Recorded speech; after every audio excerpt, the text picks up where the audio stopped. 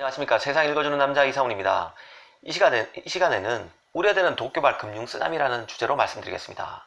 일본과의 무역 전쟁이 심상치 않습니다.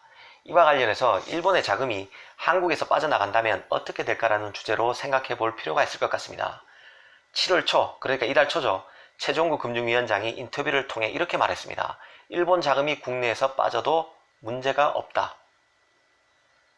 이 발언을 좀 짚어볼 필요가 있는데요. 실제로 일본 자금에 대한 비중이 높지 않다는 자신감이었을 수도 있습니다. 하지만 장관의 발언치고는 너무 경솔했다는 느낌을 가지지 않을 수 없는데요. 일본 자금을 빼가도 문제가 없다니요. 일본한테 자금 빼가라고 부추기는 것입니까? 전문가들은 과거 1997년 외환위기, 2008년 금융위기 등에서 보듯 일본 자금 유출 또는 단기 대출 연장 거부가 국내 기업의 신인도 하락, 또 자금 조달 코스트 비용 상승, 금융시장 불안으로 이어질 가능성을 경고하고 있습니다. 일본 자금이 문제될 게 없다는 쪽에서는요.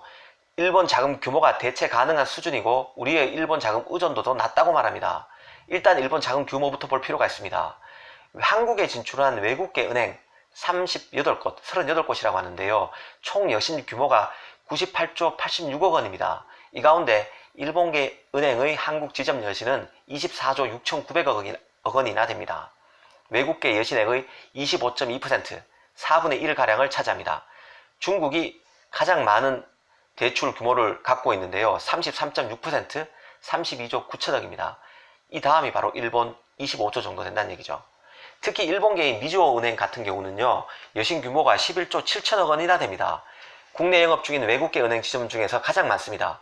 미즈호 은행 하나만도 12조 원 가까이 한국 기업에 빌려줬다는 뜻입니다. 일본 자금이 저금리였던, 사실상 제로금리였죠. 제로금리였던 만큼 조달 코스트가 낮다 보니까 많은 기업이 자금을 갖다 썼다고 볼 수 있습니다. 주식과 채권 규모는 상대적으로 작은 편인데요. 일본의 주식 투자 자금은 12조 원, 채권은 10조 원 정도 됩니다. 각각 시장이 1%가 채 안 되는 규모입니다. 올 6월 말 기준으로 보면 우리나라에 들어온 외국인 채권 규모는 사상 최대인 124조 원이었습니다. 그 중에 10조니까 아주 많다고는 볼 수 없습니다. 주식시장에도 계속 지금 외국 돈이 들어오고 있는 상황입니다. 그래서 정부로서는 일본이 아니어도 돈 빌릴 곳은 많다는 생각을 했을 수도 있습니다. 하지만 이런 안이한 인식을 하게 되면요. 일본 자금이 빠져나갈 경우 연쇄적 파급 효과를 무시하는 측면이 강하다는데 이런 안이한 인식에 문제가 있는 것 같습니다. 일본 자금이 빠져나가면요. 미국 자금으로 중국 자금으로 대체하면 된다는 논리는 머릿속에서나 가능한 얘기입니다. 일본 자금이 빠져나가는데 미국 자금이라고 중국 자금이라고 한국에 무작정 돈을 투입할까요? 이런 분절적 인식으로는 이번 수출 규제가 최악의 금융사태로 이어질 경우 제대로 대처하기 어렵습니다. 우리 경제의 펀더멘탈에 대해 낙관하는 쪽에서는요. 한국 외환 보유액을 강조합니다. 늘긴 늘었습니다. 지난 5월 말 현재 4,020억 달러로 세계 9위입니다. 세계에서 9번째로 달러를 많이 가지고 있는 국가라는 얘기입니다. 2008년 글로벌 금융위기 당시에는요. 우리 외환 보유액이 이보다 1,600억 달러 정도 작았습니다. 많이 늘긴 늘었죠.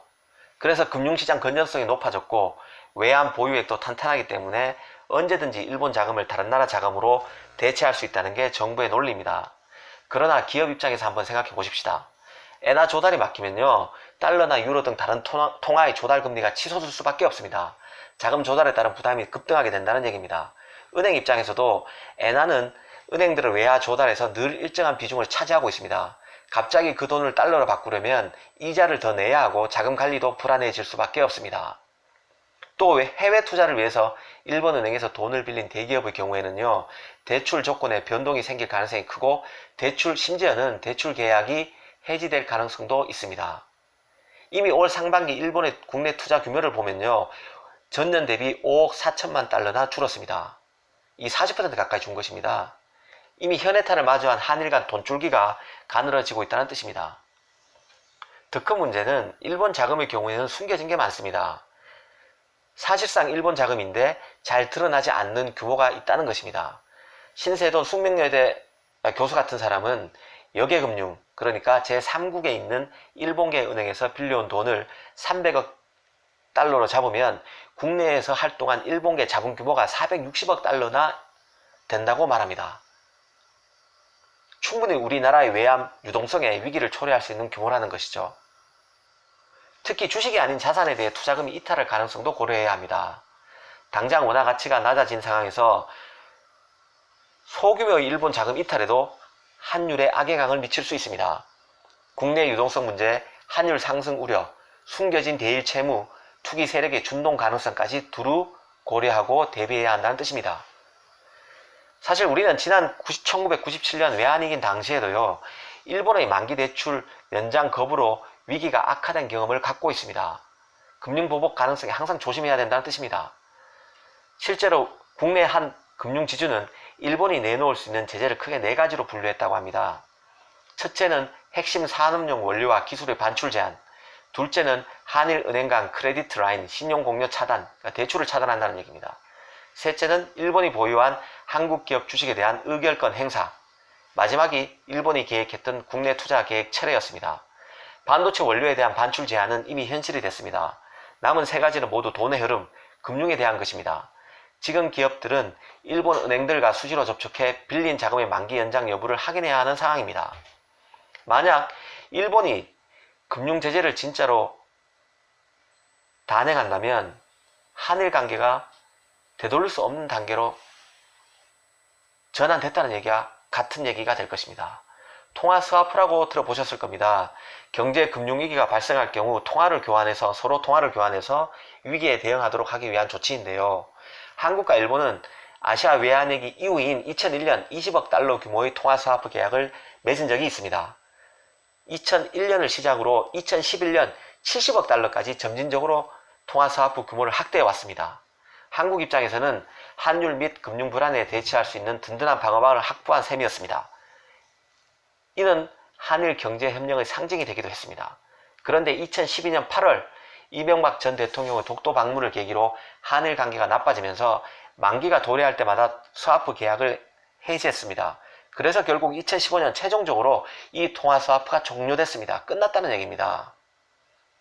이번 일본의 수출 제한 조치는 이러한 한일 외교 갈등 및 경제협력 논의 중단의 연속선상에서 벌어진 일입니다. 정부가 4년 전 끊어진 한일 통화 스와프를 복원하려고 노력해왔지만 일본은 요지부동이었습니다. 지금 정부는 접근조차 하고 있지 않은 상태죠. 일본이 자금을 끊으면 다른 나라의 투자 심리에 악영향을 줄 수밖에 없다는 점에서 금융보복 가능성에 항상 대비해야 합니다. 위기가 아니라고 계속 외친다고 위기가 없어지는 것은 아닙니다. 내실을 기하고 힘을 키우는 것만이 위기 국면을 극복할 수 있다는 생각입니다. 감사합니다.